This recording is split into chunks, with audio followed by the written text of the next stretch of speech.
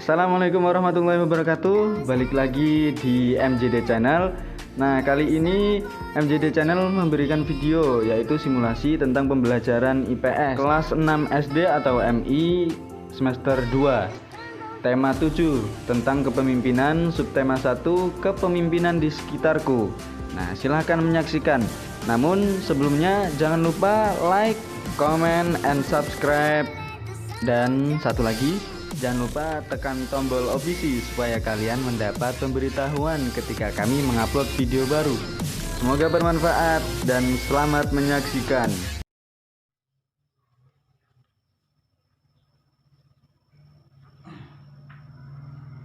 Assalamualaikum warahmatullahi wabarakatuh. Waalaikumsalam warahmatullahi wabarakatuh. Selamat pagi anak-anak. Pagi, Apa kabarnya semua? sehat, walafiat.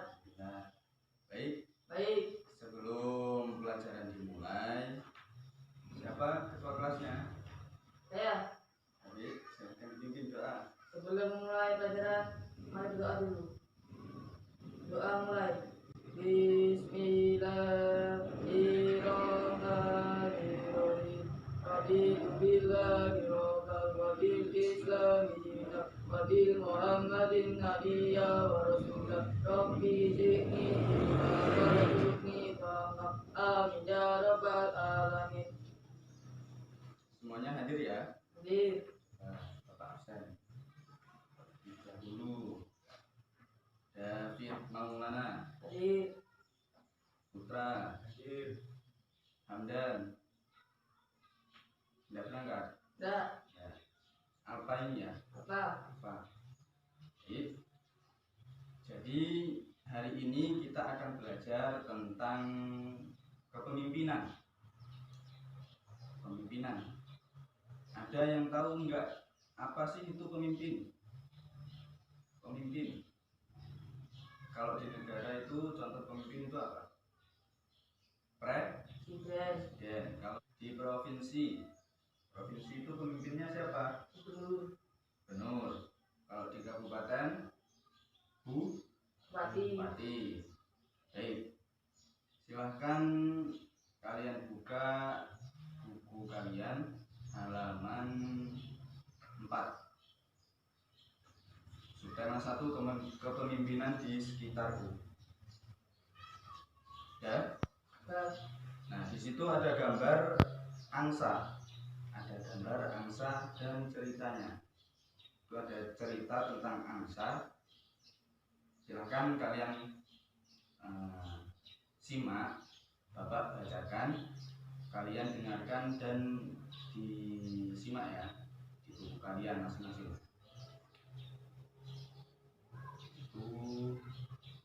Ayo belajar dari kepemimpinan angsa.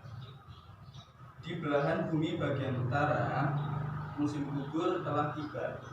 Sekelompok angsa bersiap melakukan perjalanan tahunnya. Mereka akan terbang ke bumi bagian sebelah selatan untuk menghindari musim dingin.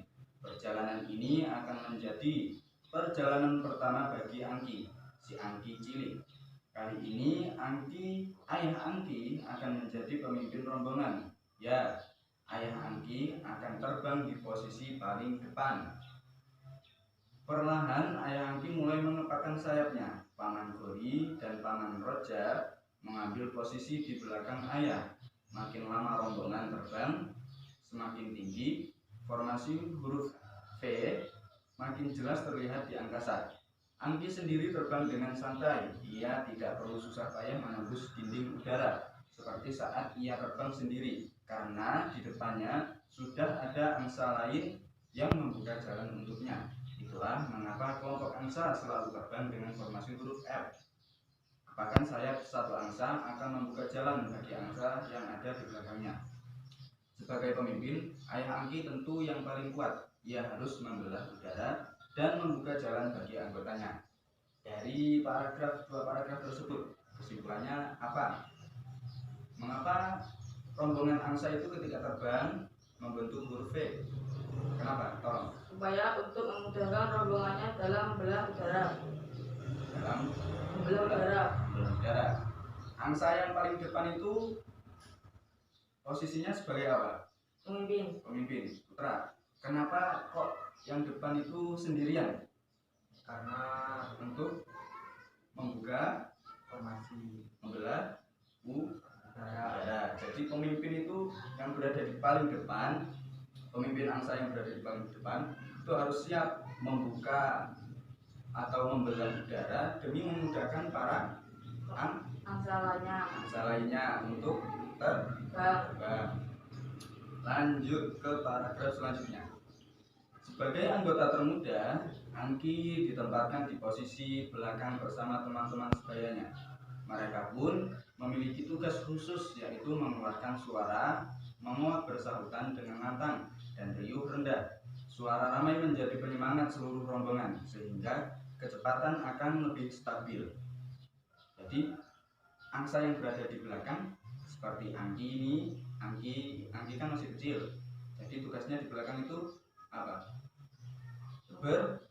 Menguat bersuara bersahutan dengan keras dan lantang dan bersahutan.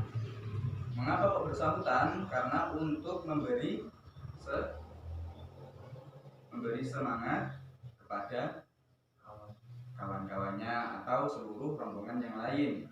Ya, coba David, apa fungsi tugasnya angsa yang berada di belakang? Angsa yang berada di posisi paling belakang memiliki tugas menguat bersaut-sautan untuk menyemangati rombongannya. Jadi Mas Putra, angsa di depan tugasnya untuk membelah udara, sedangkan yang berada di belakang tugasnya menguat untuk memberi semangat rombongan lain atau ketuanya. Lanjut. Ketika matahari mulai terik menyengat, tiba-tiba ayah Angki berputar ke barisan paling belakang dan mengambil posisi di sebelah Angki. Jadi ketika matahari mulai terik, mulai panas, ayah Angki yang berada di depan ini putar balik menuju barisan belakang. Kemudian rombongan secara otomatis berubah posisi. Paman Gori berada pada tempat terdepan menggantikan posisi ayah Angki. Terbentuklah formasi V yang baru. Jadi setelah ayah Angki ini tadi pergi ke belakang, menuju ke belakang, terus Paman Gori yang berada di belakang pas ayah Angki maju menggantikan ayah Angki untuk menjadi pemimpin. Jadi dari cerita paragraf tersebut dapat diambil kesimpulan apa nih? Ketika pemimpin merasa lelah,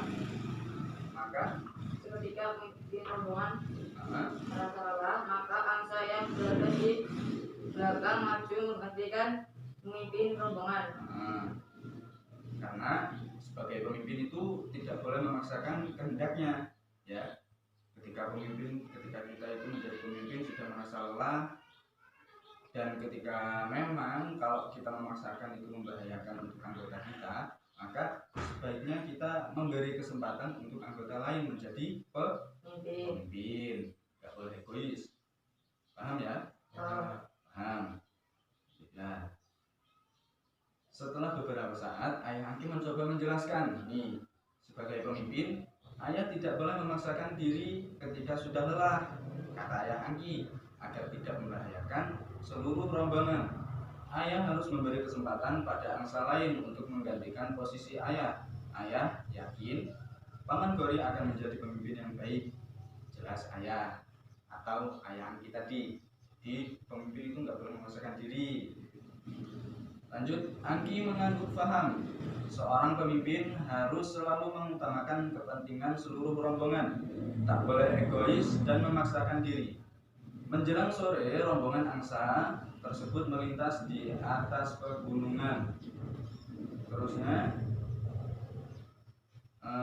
ini tujuan masih jauh, tapi Angki yakin dengan teladan Paman Gori sebagai pemimpin baru dan dengan kerjasama yang baik di antara anggota rombongan, mereka akan sampai tujuan dengan selamat. Jadi dari cerita tersebut kita bisa ngambil kesimpulan nih. Jadi ketika kita menjadi pemimpin harus rela berkorban, mementingkan kepentingan anggotanya daripada kepentingan diri sendiri. diri sendiri. Terus yang kedua, anggota yang dipimpin harus memberi semangat kepada anggota yang lain. Terus atau bisa jadi dikatakan saling tolong menolong, seperti itu, memberi semangat kepada pemimpinnya. Lalu poin selanjutnya dari cerita tersebut, ketika kita menjadi pemimpin merasa lelah, maka harus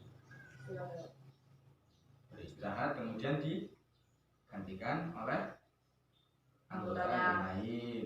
Nah, jadi memberi kesempatan anggota yang lain untuk memimpin rombongan supaya perjalanan lebih stabil, tujuan pun mudah untuk dicapai, seperti itu.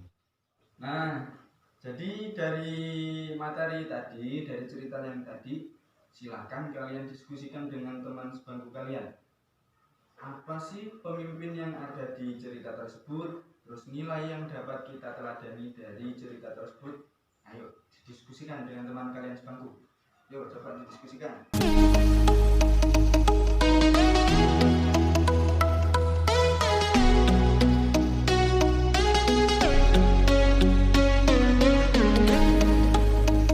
Few moments later.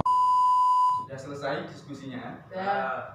Nah, siapa yang mau menyampaikan kira-kira hasil diskusinya seperti apa? David, silakan sampaikan. Apa hasil kesimpulan dari diskusi dengan Putra? Pemimpin itu harus gimana? Pemimpin itu harus mengutamakan kepentingan sesama. Putra ada? Apa? Jujur. Harus jujur ya. Kemudian bersama jujur, terus Saling percaya. saling percaya. Sama anggotanya harus saling percaya ya. Ya. Terus ada lagi enggak? Memiliki tujuan yang akan dicapai. Oh ya, setiap kelompok itu harus memiliki tujuan karena orang hidup pun harus ada tujuannya. Itu. Nah, jadi dari pelajaran hari ini tentang kepemimpinan dapat kita simpulkan bahwasanya seorang pemimpin itu harus memiliki sikap jujur, terus harus Saling percaya. percaya, kemudian tidak mementingkan diri sendiri atau tidak egois, terus saling tolong menolong, terus kemudian memiliki tujuan yang akan dicapai. Nah, seperti itu. Jadi dari pelajaran hari ini ada yang ingin ditanyakan? Ada yang ingin tanya atau tidak? Ya. Tidak ada. Sudah paham? Ya. Sudah? Ya. Ya. Mungkin cukup sekian pelajaran hari ini. Sebelum pelajaran kita tutup, marilah kita berdoa bersama. Silahkan dipimpin berdoa. Sebelum menutup pelajaran ini, kita berdoa bersama. Doa mulai. Bismillahirrahmanirrahim. Allahumma arinal haqqa haqqa warzuqna tiba'ah wa arinal batila batila warzuqna tinabah. Amin ya rabbal alamin. Cukup sekian pelajaran hari ini. Apabila ada kesalahan dan kekurangan, Bapak mohon maaf. Saya akhiri. Assalamualaikum warahmatullahi wabarakatuh. Waalaikumsalam warahmatullahi wabarakatuh. Itulah tadi video tentang simulasi pembelajaran IPS kelas 6 SD atau MI. Semoga bermanfaat ya. See you next time.